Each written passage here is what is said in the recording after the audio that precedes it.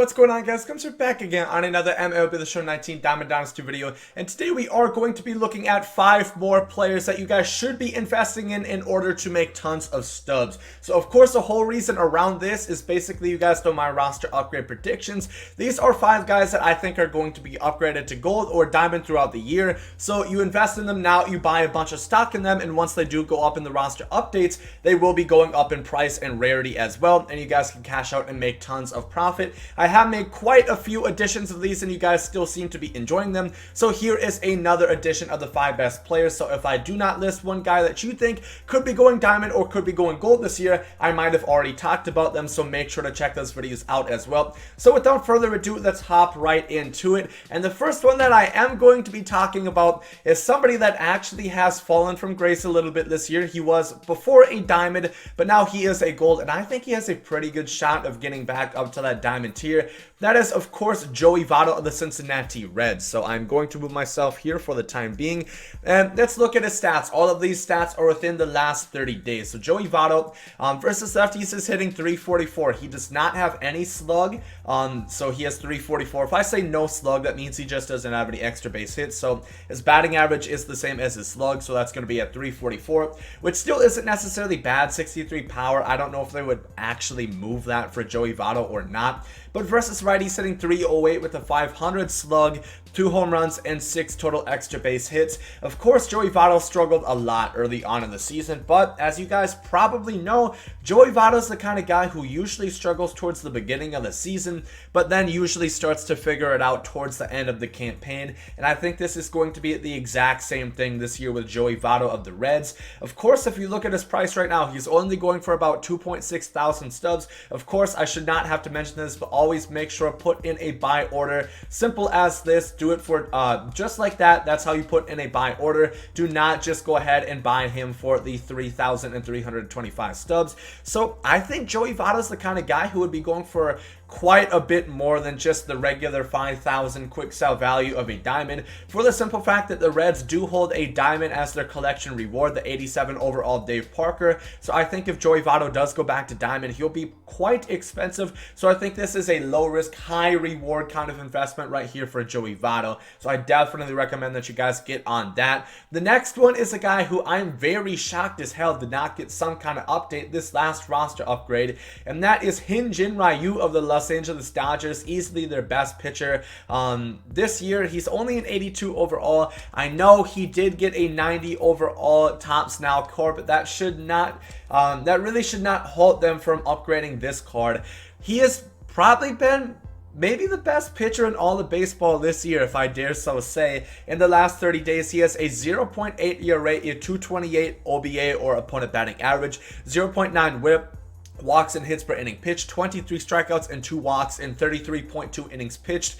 This year as a cumulative, he has a 1.36 ERA, 205 opponent batting average, and 77 strikeouts to 5 walks. That's walk per 9, should be up in the 90s if I do say so myself, and a 205 season-long opponent batting average and a 228 within the last 30 days. I think that has to be pretty close to the 80s. You know, Jake Odorizzi got that up to like 88. Like his hits per 9 is really high, and Hyun-Jin Ryu has had very similar opponent batting average to him all season long. So I think he's due for a really big upgrade, and I think he's definitely going to be diamond at some point this year. Gameplay wise, not too sure. Doesn't throw very hard. He has good pitches, but not a strikeout kind of pitcher. More so kind of like a Cliff Lee, you know, more so going to be accurate and limit walks and have movement on his pitches rather than try to blow you away. So Hyun-Jin Ryu only going for 1.8. A lot of people lost hope. I think this is a great investment. Once again, even if he only goes for the quick sell value of about 5.5K, that's going to be a killer profit that you guys are going to make per Hyun-Jin Ryu that you buy. Another pitcher staying in the National League, we're going to be looking at Craig Kimbrel. Of course, the pretty new acquisition by the Chicago Cubs. Although he has not pitched yet, I think he is a great diamond candidate. One thing that I saw some people bouncing around on Twitter is maybe they moved Craig Kimbrel down to a gold this year just for the simple fact that he was a free agent. I can definitely understand that they would not want a diamond free agent going around. That would make total sense to me. And Craig Kimbrel, I mean, let's face the facts. He had a pretty not so great postseason. He had a 5.91 ERA. He was 6 for 6 on save opportunities and a 231 opponent batting average, 1.59 whip. That is not as bad as that ERA would make you believe. 10 strikeouts and 8 walks. I do think Craig Kimbrel, once he comes up for the Chicago Cubs and reclaims a closer spot, I think he really is going to show that he is the pitcher that he was even last year, because during the regular season, a lot of people still think like he was just not performing well. He was performing just as well as he had probably the previous 3 or 4 years for the Boston Red Sox in 2018, minus the postseason, of course. So I do think once he gets brought up for the Cubs and starts getting some work in, I think he is going to get up to the diamond rating pretty quickly. I think Craig Kimbrel is a great investment. Once again, goes for pretty much nothing. So this is a very low risk, high reward kind of investment. And if you buy him for 1.8, sell him for 5.5, that is tons of profit that you guys are going to be making. Cannot recommend any of those 3 that I've listed so far enough. I think they are great investments. Going to the American League for a shortstop, we're looking at Xander Bogaerts of the Boston Red Sox. Within the last 30 days versus lefties, hitting 226 with a 484 slug. Keep in mind, he has still been hitting lefties good this year, so while he hasn't been hitting the best lately within the last 30 games, I do think that there isn't necessarily too much evidence, conclusive evidence, to downgrade him for that, because otherwise he has been hitting lefties pretty damn good this year. Versus righties, however, he's hitting 387 with a 680 slug, and that is really what I think he could get an immediate boost on. Of course, Xander Bogaerts does not have the best defense. He only has silver defense, 63 fielding, which does not help his cases in overall, because if you look at a guy like Matt Chapman, who had 99 fielding, very good defensive attributes for him, he didn't necessarily need that great of hitting stats in order to go diamond. Xander Bogaerts, on the other hand, does not have the blessing of such great defense. However, I do think there is a pretty good shot of him going to diamond. Of course, the whole question with the Boston Red Sox, are they going to make the postseason? If you do ask me, I think they will end up being a wild card alongside the Tampa Bay Rays, and you know, you never what's going to happen from there. They have a lot of guys with a lot of postseason experience on that team, a lot of seasoned veterans. So I think Xander Bogaerts is a good investment at 1.5 thousand right now. I think if he keeps hitting the way he has been this year, he will end up going diamond eventually.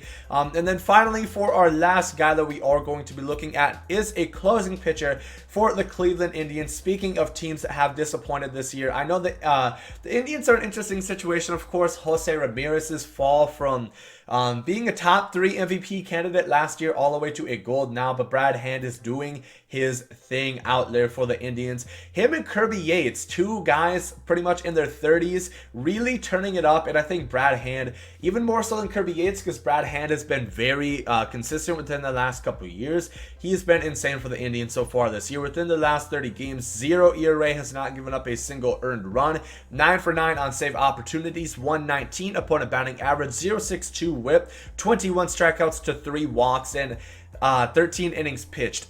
That is very, very good. If that doesn't mean update alone, this whole season he's 20 for 20 save opportunities with a 0.88 ERA. And I think he's only given up 1 home run as well this entire campaign. So I think his home runs per 9 could be an attribute that is upgraded as well. Not much else to say about Brad Hand. I think that walks per 9 could be useful of a boost, and especially that hit and K per 9. I know it does seem like a lot. He already has 96 and 99, but to have a 119 opponent batting average is very nice, and 3 walks within the last 13 games.